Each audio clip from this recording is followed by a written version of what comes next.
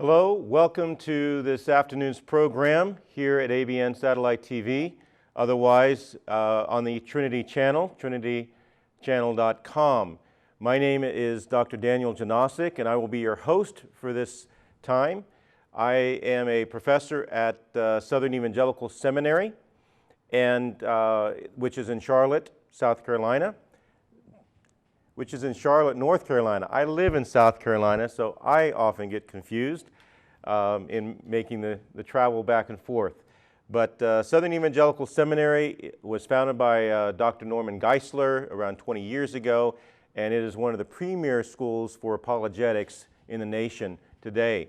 And so it's been a good experience teaching there and working with the faculty. And yet, what we want to look at today is a topic that bridges faith and science. We are calling it Scientific Evidence for God, and I have two very good special guests with us today through Skype. The first is Dr. Michael Strauss, and I will mention his background in a moment. The other is Don Deal, who has been a host on this show a number of times. Let me point out some things about Dr. Michael Strauss, and then I'm going to have him kind of give us a further background, because I find it fascinating. First of all, Dr. Strauss grew up in Texas, so I guess he's a born Texan in some ways. His father went to Dallas Theological Seminary. I find this interesting because of the background. And so his father got a THM there. My best friend did his degree at Dallas, in a very fine school. And so Michael grew up in that type of household where he had the faith, and yet his early proclivities were also towards science.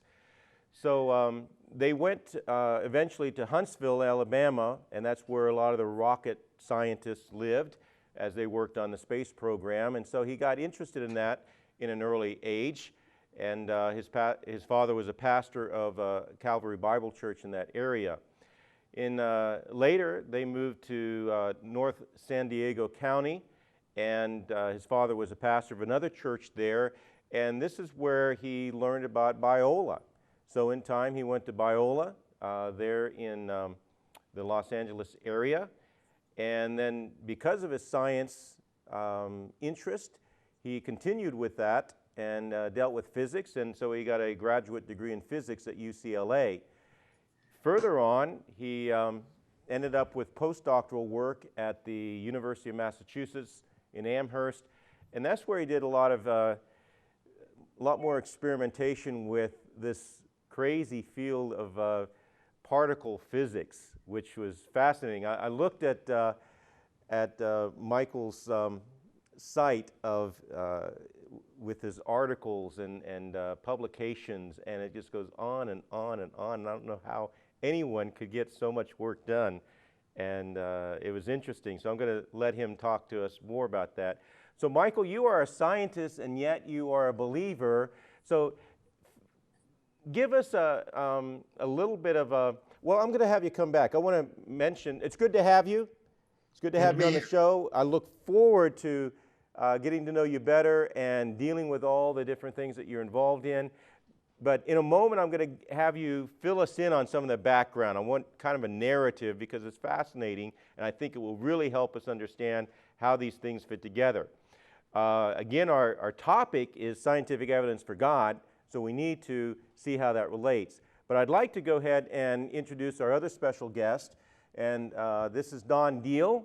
Don is a friend of mine. He's a graduate of Southern Evangelical Seminary, so he's had some good training, and yet he works with the Norm Geisler Institute. What is that, Don? International Ministries. International Ministries. I knew it was an IM in there.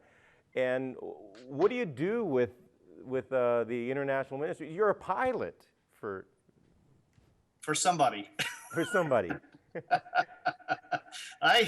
I'm the director of research for NGIM. I help with curriculum development and also with teaching and travel and on a variety of topics. For me personally, science was a first love, And then I got distracted by trying to find adventure. So I joined the Navy and was a naval aviator, a Navy pilot for 11 years. And then after that, it was during long flights there that I began to get into theology to see if I could make the two work together. And I was very, very pleased to discover that it's actually fairly natural if you just have the right mindset. Okay.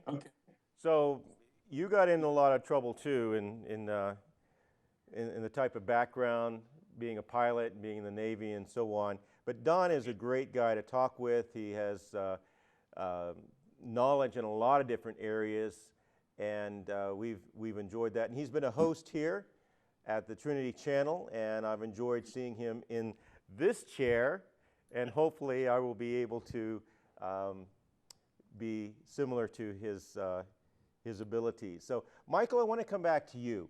I'm really fascinated by what got you into all of these different fields. So fill us in on your background and growing up, and what led you to science as a field of study.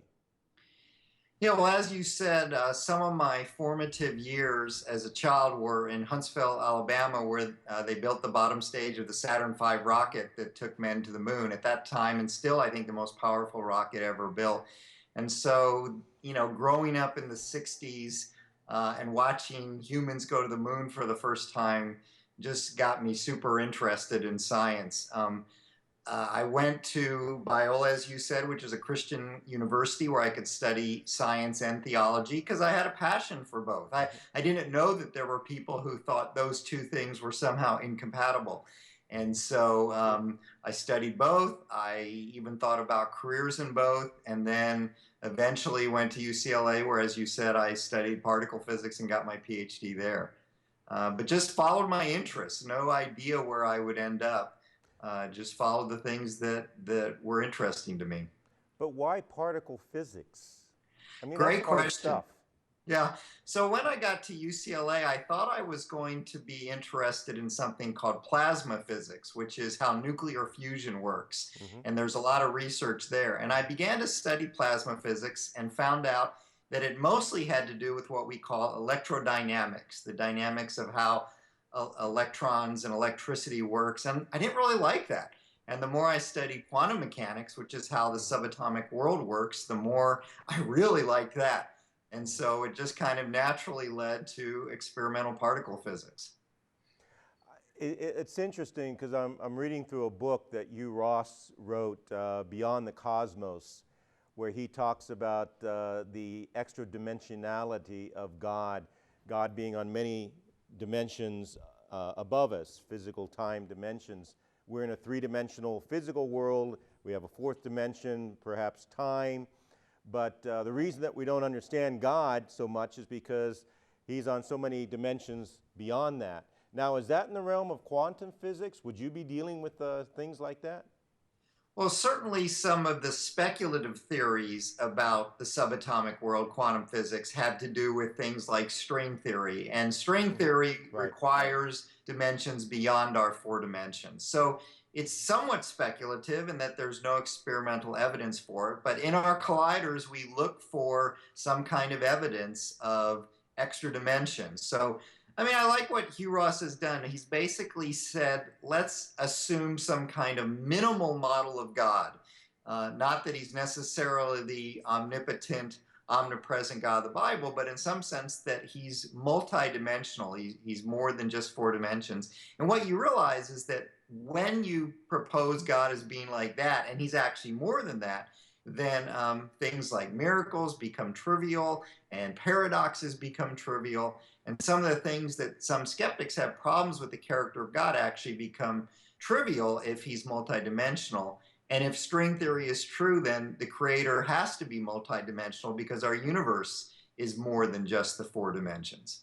Right. And one thing that has impressed me about the book and the ideas is that when you talk about the Trinity or the deity of Christ, or even God's ability to hear the prayers of billions of people in the world at the same moment,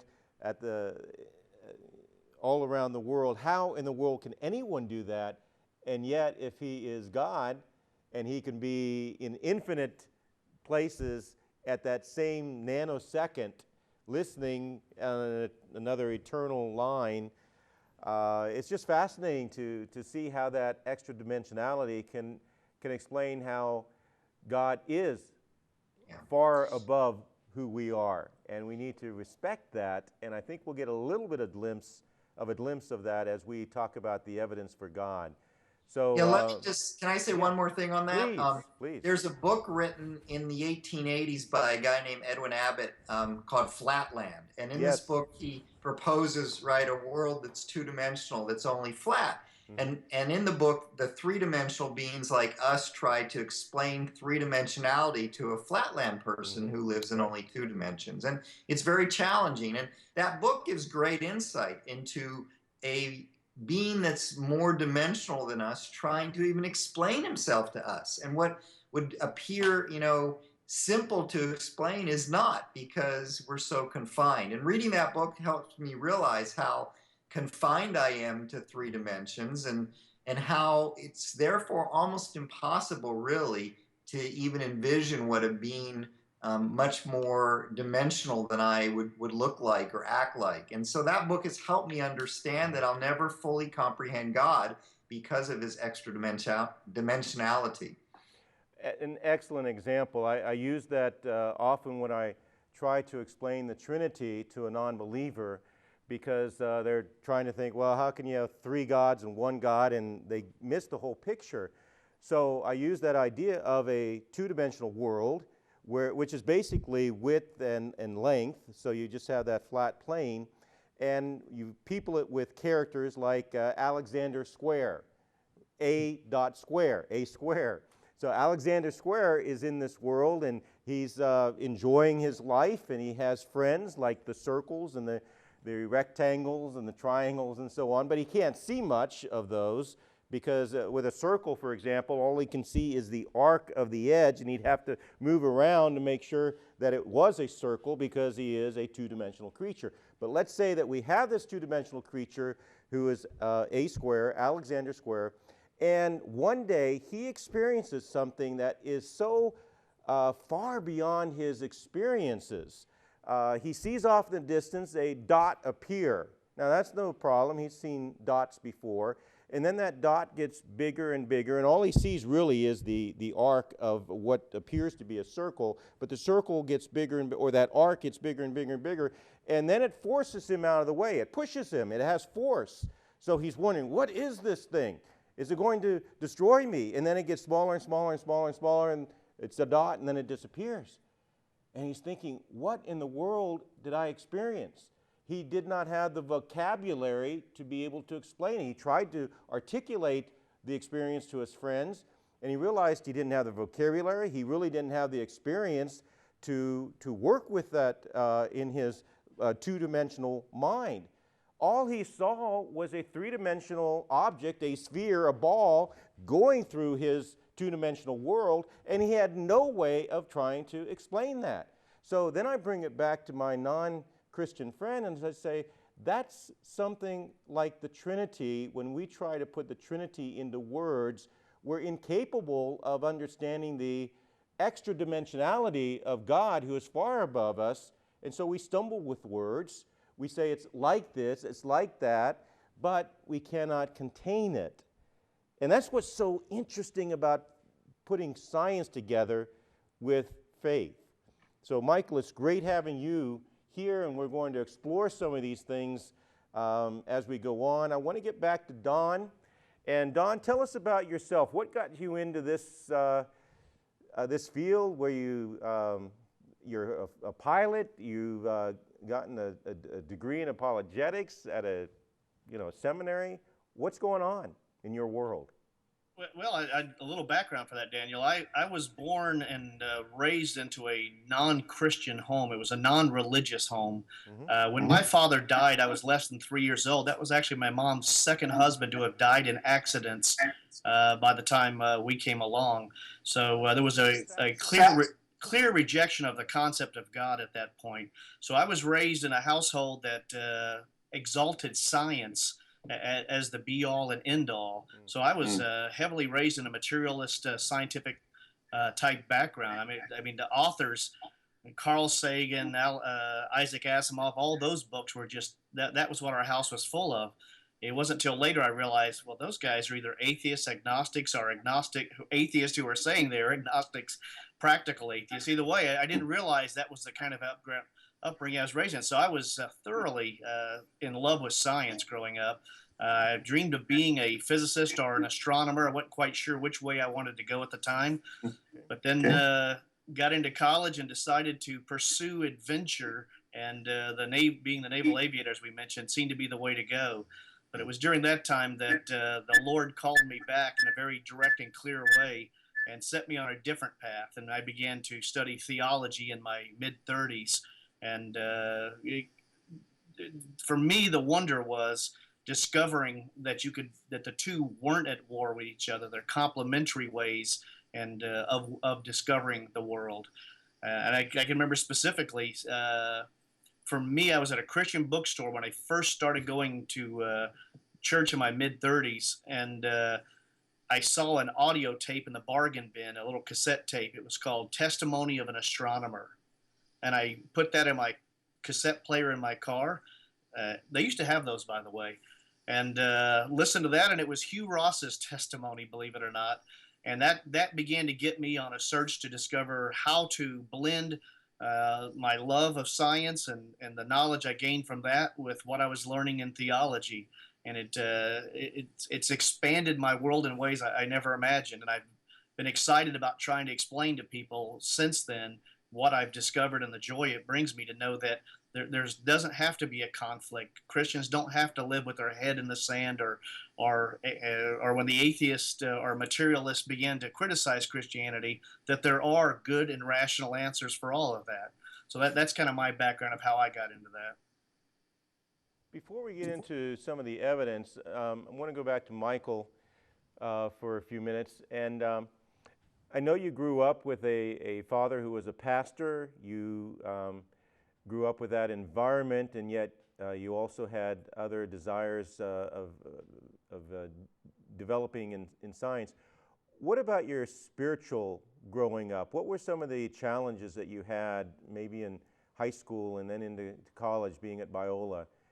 Were you ever challenged in a way to say, wait a minute, science really speaks against this? What did you do with those challenges? Yeah, I think there were a couple things that challenged me. The first was, we all have parts of our personality, and one of the parts of my personality is I have this passion for truth. I think it's why I'm both a Christian and a scientist, because, scientists look for truth about the natural world. Jesus himself said he was the truth about the world we live in. And so the intersection between science and Christianity is this truth, and I always has this passion for truth. So when I was late high school, early college, I really asked the question, is there evidence for what I believe about who Jesus was and what he said? I didn't want to believe something if there wasn't objective evidence for it, because that's how we find truth, or at least objective evidence is important in determining what is true.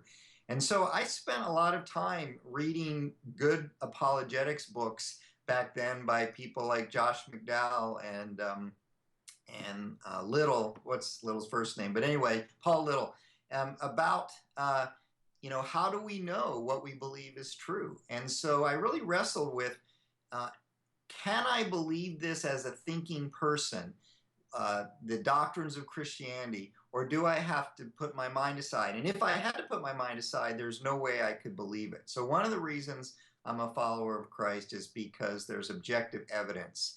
And then as I got into science more, there are some Christians who believe that the Bible and science are in conflict with each other for certain reasons. And I then confronted that and said, are these really in conflict, or are they in agreement?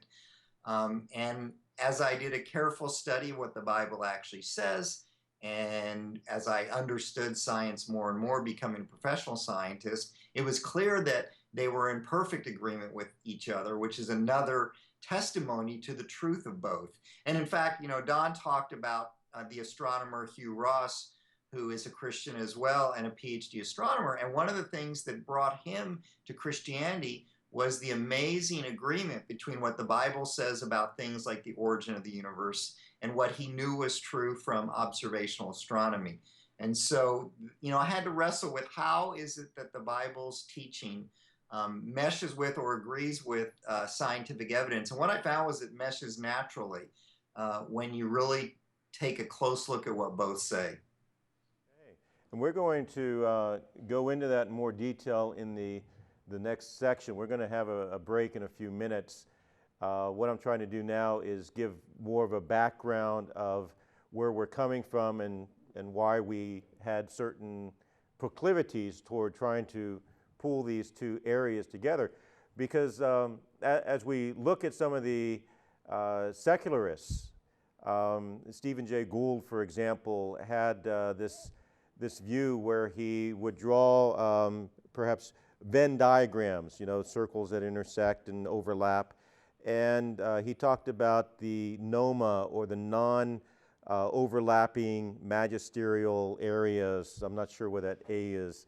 But you have science as one area, and you have the Bible as or faith as another area, and they don't overlap. Michael, did you ever try to deal with that particular idea? How do you put those together? Yeah, I read Stephen Gould's book, Rocks of Ages, in which he proposes this idea of non-overlapping magisteria. And, as a Christian, it's not really a viable option because Christianity makes truth claims. And in his non-overlapping magisteria, all truth claims have to be have evidence from the natural world, what he defines as science. Well, Christianity there's more ways to know truth than just observing nature, because the universe we live in is more than just the natural world. If there is a God and is a spiritual realm, which I believe there is. And so when you delve into the non-overlapping magisteria, it doesn't really mesh with biblical Christianity. And in reading his book, that was pretty obvious. So it's never something that I've held to. It's not the best way to try to, integrate science and Christianity. In fact, it doesn't integrate at all, and that's the problem with it. That's a good point. We'll be elaborating on that. Before we take the break, though, Don, if I can come back to you, you got your degree at Southern Evangelical Seminary, and they do a good job of showing the differences between what you can do with reason, what you can do with faith. How would you place that, the separation between the two? Well, it depends, of course, on how you define the word faith and how you define the word reason. Reason, I think, is fairly non-controversial, although I see on the atheist boards and such, they define reason in a very individual way. It's a very strange definition, but they also misdefine faith. They take faith as the old joke definition of believing what you know ain't true is faith. And when in fact, the biblical concept of faith is separate from that. A biblical concept of faith is much more closer to what we would use the word trust for. That is, if you trust the character of God, then you know certain things can and can't happen. If you trust the people who give certain testimonies, then you believe what they say. So I would say that the idea of reason and faith being separate are different, because if the faith isn't based on reasonable evidence, then it should be rejected. If it's unreasonable, there are areas that are mysteries within the Christian faith, but there should be nothing that is a clear contradiction with reason. Okay. So really you're saying that they can work together, and that's what we want to see when we come back in a couple minutes. So stay with us. We're going to see how scientific evidence can be used to show not only the existence of God, but the things that we believe in the world of faith. So come on back in a few minutes. David Wood with the Trinity Channel. After a terrorist attack, if you turn on CNN, what do you hear? Lies. After a suicide bombing, you turn on the BBC. What do you hear? Lies. What do you hear from Al Jazeera? What do you hear from the New York Times or politicians? Lies, lies, lies. I work with the Trinity Channel because this is one of the only networks in the world that's telling the truth about jihad and its origins. But we'd like to reach more people. We're already expanding into Europe and to countries around the world. But the equipment is outdated. In order to continue broadcasting, we invite you to support us by prayers, by sharing with your friends, by passing on the word of the programs, and if you can, financially. The money will be put to good use. I assure you, the people here work day and night bringing the truth around the world. So please partner with us and be sure to visit us at www.trinitychannel.com.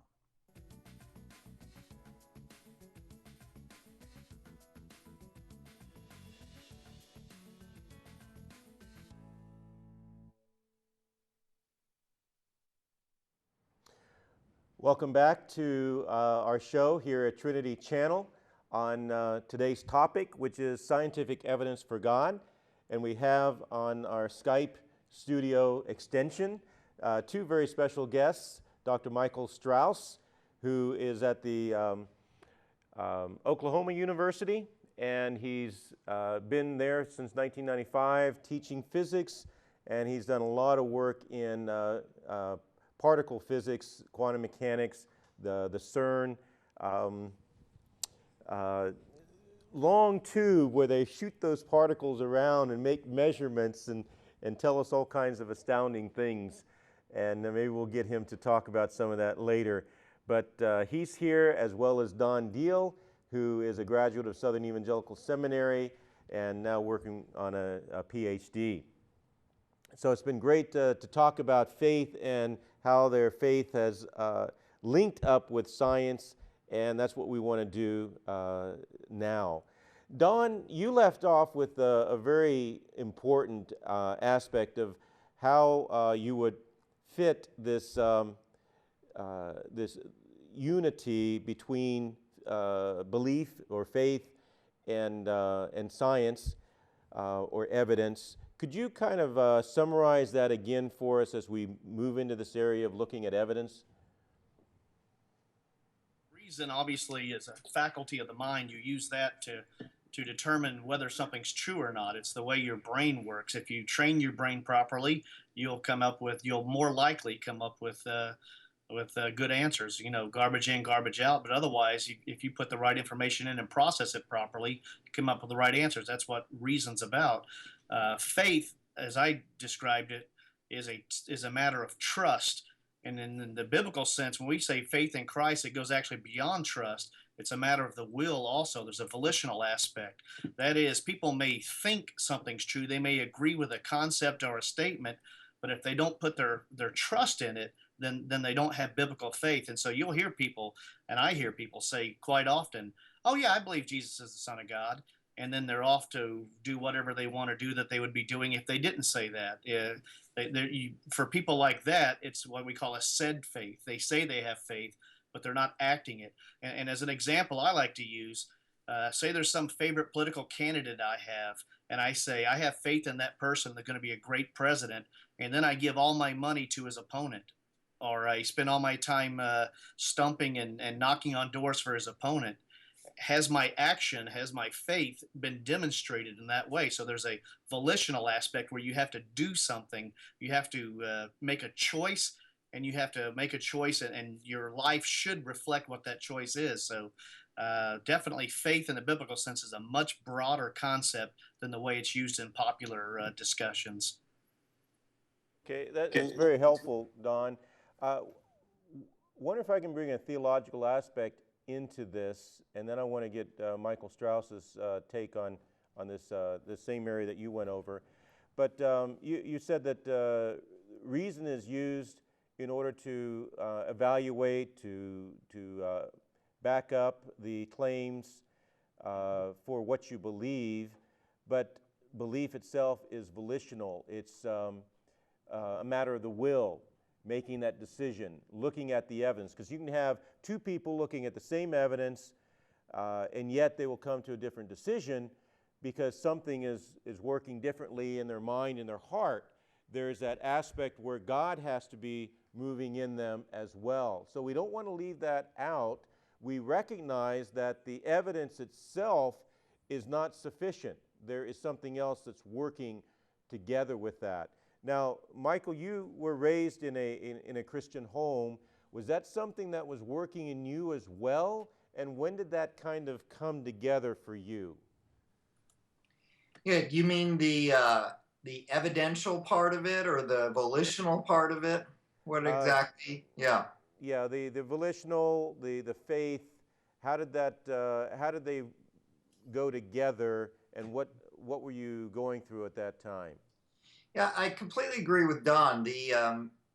The new atheist version of faith is a straw man. It says faith is believing something without evidence, but there's no indication that that's what Christian or biblical faith is. I totally agree with Don. Biblical faith is looking at the evidence and then trusting God based on that evidence with your life and taking action on that. The trust is almost a better 21st century English word for what biblical faith is. And I think I knew that growing up. I had a good, solid upbringing.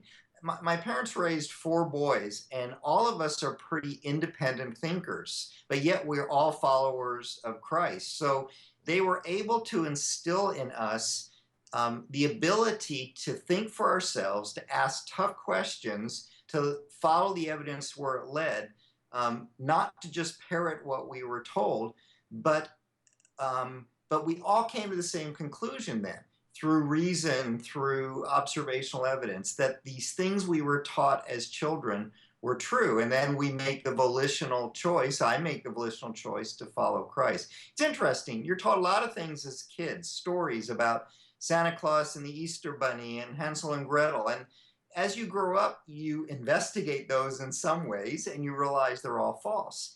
But when you take a logical, reasonable look at Christianity, you find that this is not just a kid's story that's easily refutable, but it has observational evidence that supports it as being factually true, apart from the relational part of Christianity even. So the facts of Christianity can be shown to be true, and then there's a subjective side, because Christianity is about actually having a relationship with a person, with Jesus, and when you have a relationship with a person, you know it's true because of subjective evidence as well as objective evidence.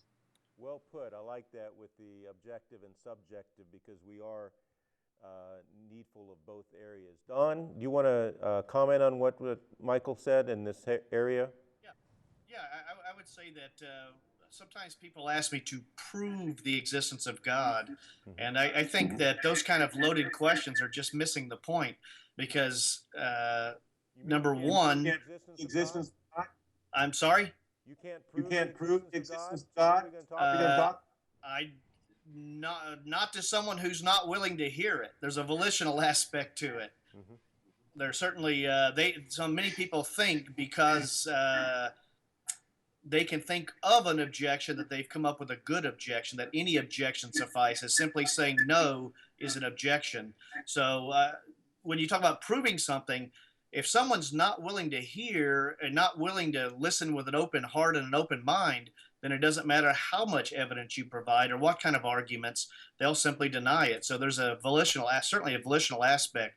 And when it comes to discussing these evidences with people, I think that science provides very good evidence that you can then put into logical form to provide very strong arguments for the existence of God. But whether the person accepts those arguments or not depends on a lot of things beyond rationality. If anyone thinks that people are purely rational beings and that they make decisions for their whole life based on rational processes, I suggest they go to a political rally and have discussions with people from the other party. Okay. Well, we've laid the groundwork pretty well, I think, for what we want to get into. So, Michael, I'm going to come back to you and start us off with something that you feel is one of the best scientific evidences for God, for faith, for belief in a world that is beyond this world. Yeah, I think probably one of the best is what we've learned about the origin of the universe. If we lived 100 years ago, most scientists felt that the universe basically had existed forever, that it was eternal, that it was infinite in size. And we've learned over the last 100 years that this universe clearly appears to have had a beginning. And that beginning has to be transcendent, not a part of this universe. So the Big Bang origin of the universe says that everything we know in this universe, space and time and matter and energy, so even space and time seem to have had an actual beginning. And that means that whatever caused that beginning of this universe can't be part of the universe. It has to be transcendent, which is where theologians have been, for centuries, where Christians have been for centuries, that a transcendent God spoke and started this universe. Sometimes I will say that, and people will bring up, I mean, I love what Don said. There's evidence for Christianity from what we observe in nature, but it's not proof. I've sat on a few juries, and nobody agrees initially that the evidence points in the same direction, and there's always room to interpret the evidence in different ways. And so when I talk about the Big Bang origin, some people who disagree with me will say, well, there's other alternatives for the beginning of the universe, and there are. There are, quantum fluctuations, which have real problems in and of themselves. And what I would say is that there are other possibilities, but as a scientist, you want to look at the highest probability, not just the possibilities. And because of the other problems with other explanations, I would make a strong case that the highest probability for this transcendent cause for this universe is something like the God of the Bible. But again, there's always room to reinterpret the evidence. There's not proof. In science, nothing can be proven to be true. You can only prove things to be not true. And so if I'm going to use scientific evidence for God, certainly I can't prove that he's true, but I can show strong evidence. And I think the Big Bang origin of the universe is one of the strongest evidence for a transcendent God. Okay, and that's why you disputed Stephen Jay Gould's ideas of saying that they had the two different areas, science and faith, had to be separate because you couldn't use, you would have to use science to support faith, and you can't do that with science. And that's because they're two different things.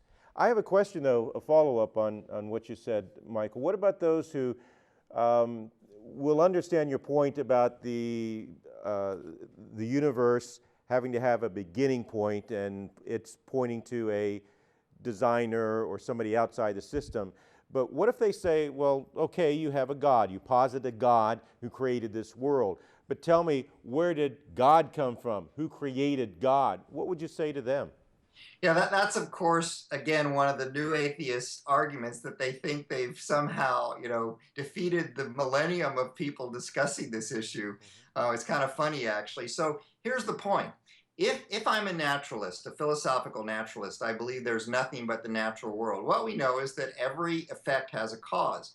So you have to ask, what's the cause of this universe? It has to be some natural cause, and then that effect has to have a previous cause, and you have this infinite regression that's a real problem. The point is that Christians come along, or theists come along, and they say, we're postulating a being who is self-existent. It's not a natural explanation by definition. He isn't created by definition. But that's not a problem, because the whole point of God is you're postulating a being who isn't caused. It's not part of the natural world. It's not part of the scientific cause and effect realm that we live in. And so that's the whole point. The whole point is that you're saying, because of the problems with a natural explanation, or not just because, but partially because of the problems for a natural explanation, let's postulate a self-existent being who doesn't have to have a cause, and that's God. It actually solves the problem, because you're postulating something that's different, entirely different than the natural world that we live in. Okay, I like that. If I can add one aspect of that, when I try to explain that to my students, I use the idea of cause and effect, which is a good physics demonstration, cause and effect. And we know that everything in this world that is material, whether it's going to be energy or matter, it's all the effect of something. So when we make something, it's the effect of the cause. We've built it, or we put it together. And life itself seems to be the cause or the effect of some other cause. So we look around, and everything that we see is an effect that has some cause. And so the atheist would want to say, well, okay, you're positing God, who they want to say is an effect, so what is his cause?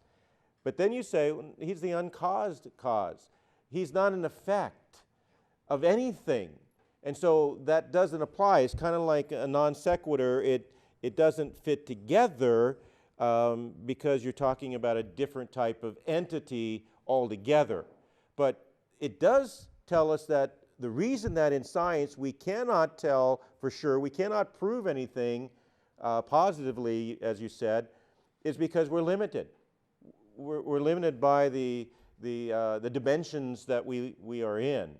Does that sound logical?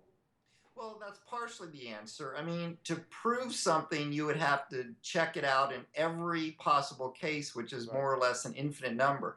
If I wanted to prove that energy was always conserved, I would have to investigate an infinite number of possibilities for energy to be conserved. But to disprove it, all I have to find is one time when it's not conserved.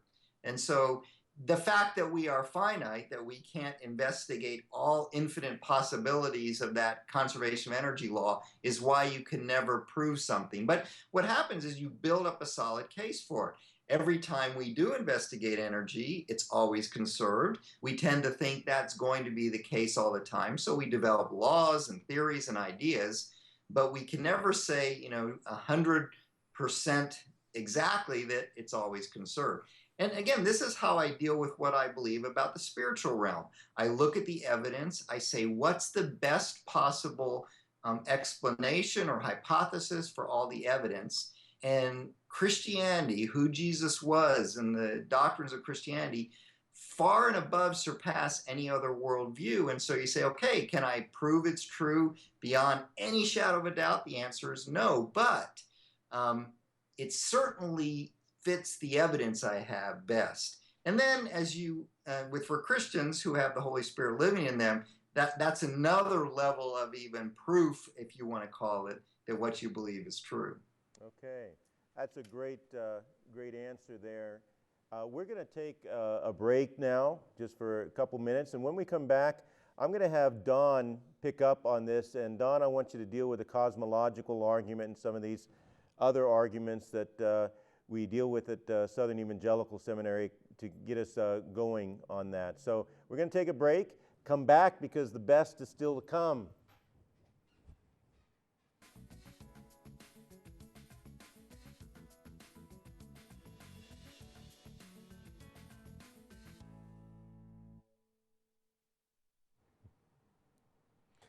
Welcome back to our show on scientific evidence for God. This is the Trinity Channel. I'm Dr. Daniel Janosik, and we have two guests with us, Dr. Michael Strauss, who teaches at University of Oklahoma, and we also have Don Deal, who is with Norm Geisler's organization.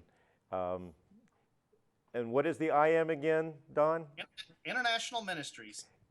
Okay. And Don, we want to come to you. We've got a shorter segment this time, but we want to get back to some of the evidence, and I've asked you to deal with some of the arguments that might help us step through the logic of looking at what Michael was able to give us. Could you do that for us, please? Yeah, actually, logic is exactly what I want to get to, because Michael alluded to before the scientific process. There are many kinds of logic. People often don't realize this. There's deductive logic, where you start from general principles and reason to a specific conclusion. And if the form of the argument's valid, and if the premises are true, then the argument's sound, and the conclusion is a necessary conclusion. That is, when you use deductive argumentation, the results are necessary. It has to be what it is if the form is true, valid, and the premises are true. So that's 100% has to be. Inductive reasoning, which is the type that science is predicated upon, is where you look at individual examples and from that you build general principles. And that's as good as the number of examples you've gone from, or the amount of evidence that you have, which is exactly what Dr. Strauss was talking about in science. There's very, very, very strong evidence that the general theory of relativity of Albert Einstein is true.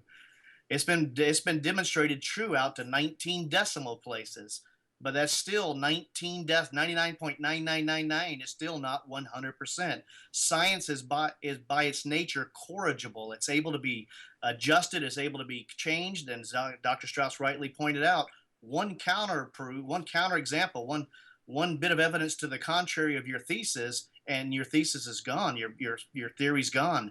If I say all swans are black are white because I've studied 6,000 swans, and then one day come across a black swan, then my theory is wrong. So deductive logic leads to a necessary conclusion. Inductive logic, depending on how well you do your research, can give you varying levels of confidence that you're on the right track and that it's correct, but it's never 100%.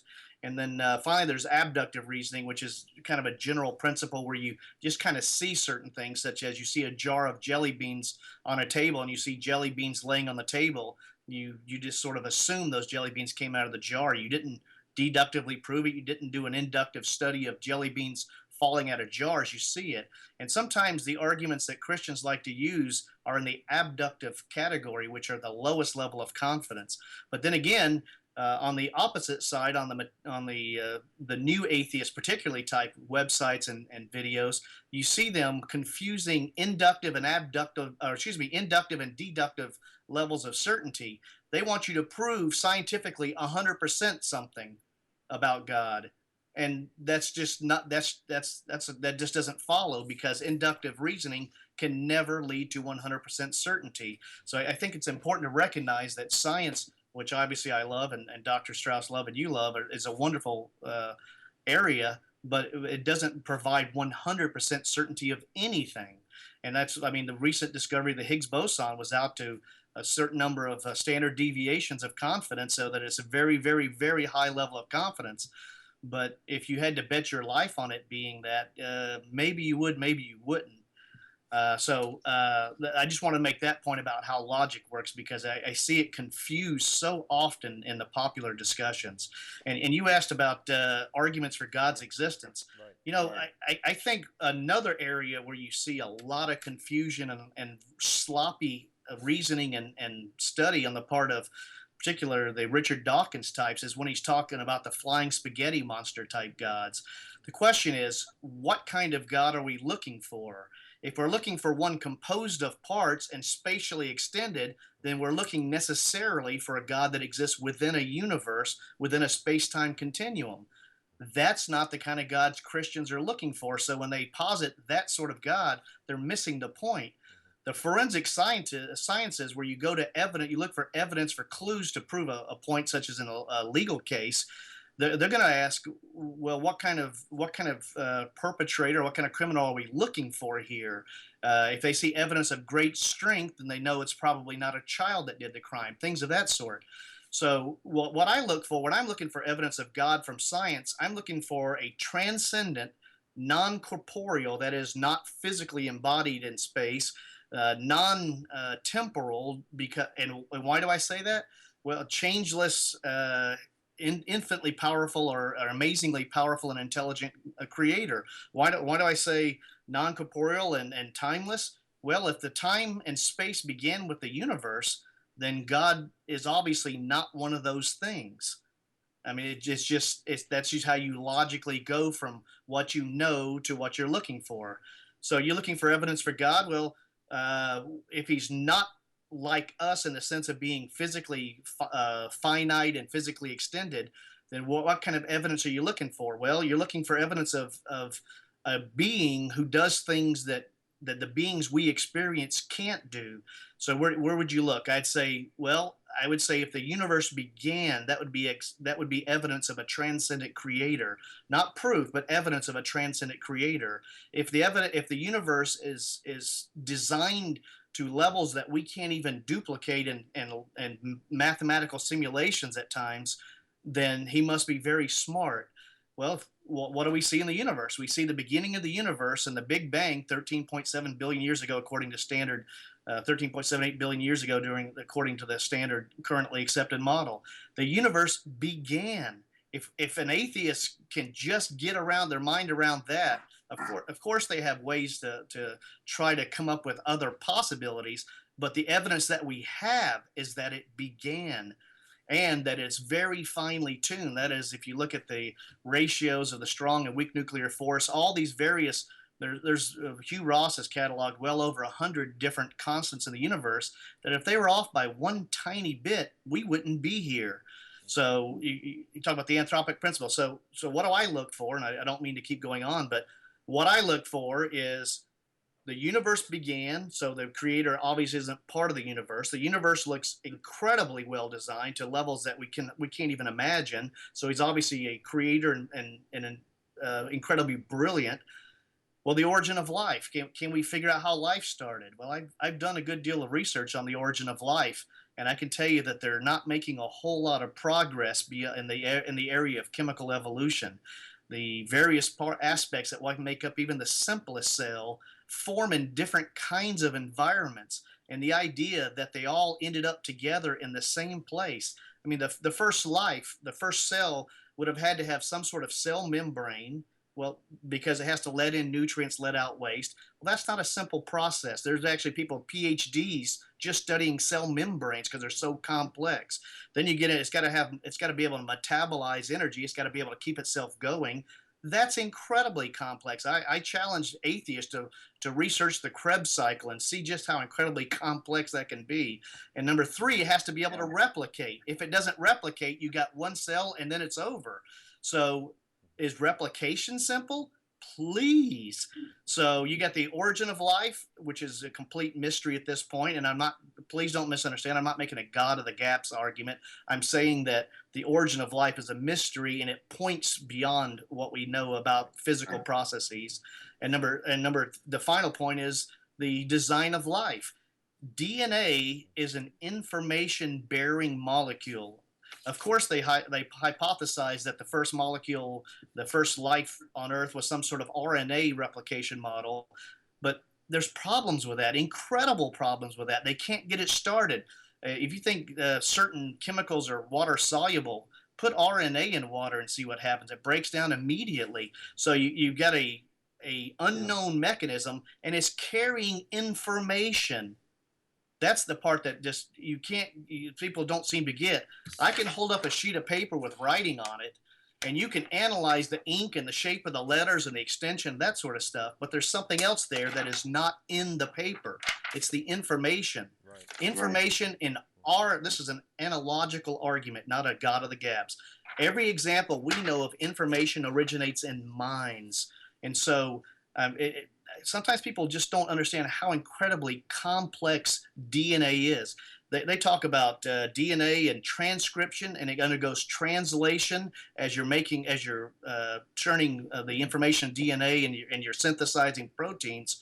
It does all that. Why do they call it translation and transcription? Because it is a language.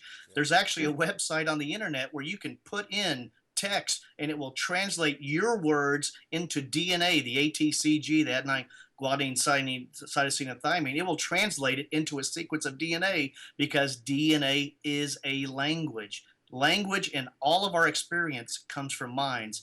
So just a quick summary. When I'm looking for God, evidence for God, I'm looking for, I see the evidence in the origin of the universe, the design of the universe, the origin of life, design of life. All of those areas, this is not a deductive argument. This does not prove conclusively that God exists. But I think for someone with an open mind looks into those areas, they'll see that that nature in and of itself cannot account for those areas. And to me, it points to exactly what the Bible says, that in the beginning, God created the heavens and the earth. Excellent overview, Don. I appreciate that. And you kept on striking on the word design. Design this way, design that way. Michael, I wonder if I can go to you and ask you, you're more of a physicist. Can you give us some examples of design and how design gives us a better understanding of how God would be the creator of what we see? Yeah, I think, Don touched on it. You see design in everything. You see design in the biological world. You do see design in the natural world. I mean, a great example is we're all formed of carbon. So where did the carbon in our bodies come from? It comes from a nuclear process that happens as stars die. So our sun is a third generation star, which means it was formed from the debris of first and second generation stars that lived their lifetimes and died. And in the process of dying, they actually create carbon. And if you look at the necessary steps to create carbon as the stars are dying, it goes through this process of what are called nuclear resonance states. And it's a finely tuned machine to create this carbon. And if you change, so the things I study, one of the things I study in my research are called quarks. They're the smallest elements of matter that we know deep inside neutrons and protons. And it's been shown that if you just change the mass of the light quarks, these quarks called the up and down quarks, by a few percent, you would disrupt this whole cycle of creating carbon in stars as they're dying. So there's hundreds of parameters like this, these finely tuned machines that create the universe we know or produce even life in the universe, that if you take a knob and tweak one aspect of the process by a percent or a few percent one way or another, you don't have a universe that's hospitable to life. And so, the creation of carbon and dying stars is one of those, but there are hundreds of things like that. Okay, that's great.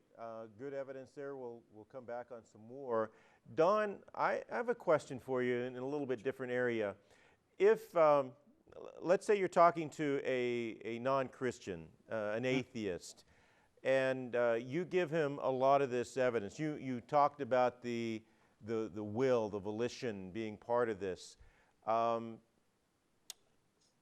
Why do they not accept it? Other than God working in them and working in their spirit, what are they really rebelling against? Why do they turn away? Why do they argue against what seems so readily available?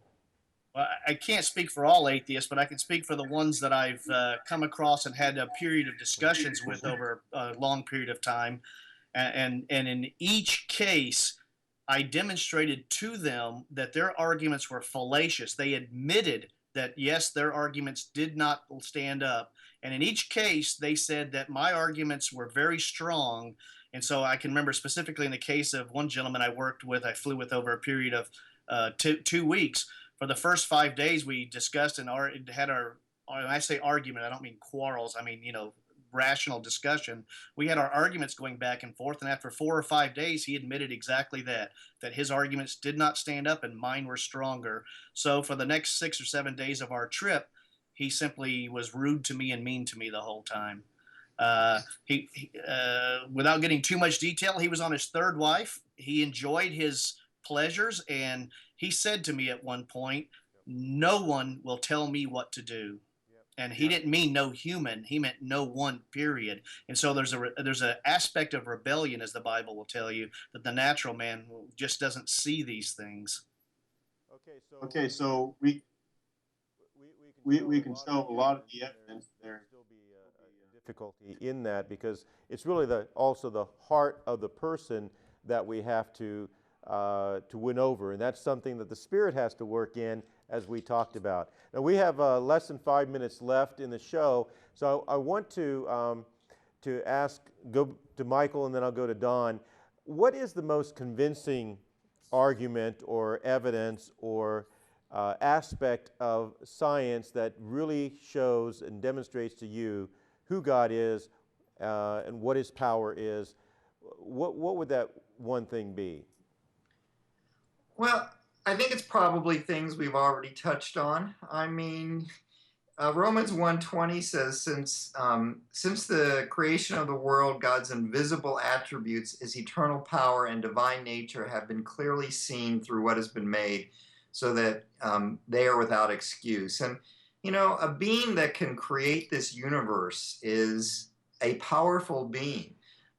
This is a pretty large universe we live in, right? It's some 30 billion light years. The visible universe is some 30 billion light years big now, and you know, that shows an extreme amount of power. But I think beyond that,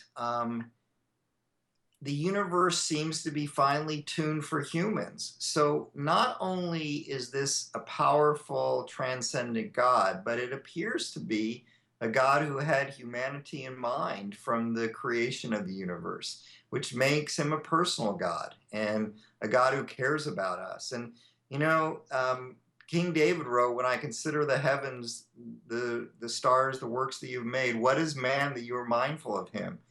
And that maybe is the most remarkable thing, that this powerful, transcendent God cares about us, and yet, and the design we see, the universe that he's created that's hospitable to our life is evidence for that. That is so important, because what we have been talking about is this connection between science and faith. And yet, when it boils down to it, we're really talking about how a God who is beyond this universe in so many ways still cares about us. We're insignificant. I mean, you deal with these elementary particles that we can't even see, and in some ways we care less about, you know, in a regular way. And yet we have a God who would see us as even less significant in his vastness, and yet he cares about every one of us. That is a God that is worth worshiping. And that's what science should even lead us to recognize that God is so far above us, and yet he wants to reach out to us and love us. He is worthy of worship. So, Don, you've got the last word on this. What really sparks you? Well, what I see as I examine the physical world and I examine my own life and human life and what makes societies work and families work and our lives worth living, is I see a foundation that a materialist worldview cannot explain. And it could be, we could sum it up in terms of the moral argument for the existence of God, which is, if objective moral values exist, God exists. Objective moral values do exist, therefore God exists. And if you think about it, objective moral values, either our society, and I'll just back up here for a moment, if we're a result of purely the result, we're just purely physical beings who evolved to our current state. If we started from a random collocation of atoms that became the first cell, and from there evolved to our current state, then human morality is either a social construct that developed among humans that helped them to survive and gave them a survival advantage, or it's a part and parcel of our DNA. It's built into who we are, such that we can survive by, once again, cooperating and being good to each other. But in neither case is morality objective. If it's a case of, if it's something our society's developed, then say if in India they burn widows, and if other places they sacrifice children, well, that's just their society and how they evolved. Ours is different. If there's no overriding objective moral law above each society, then there's no way to adjudicate or no way to judge who's right or who's wrong. You know, at the Nuremberg trials after World War II, one of the Nazi generals on trial, he asked the prosecutor, who are you to judge me while I was following the laws of my nation? And the prosecutor said, there are laws above the laws of every nation. And he was referring, of course, to the divine law.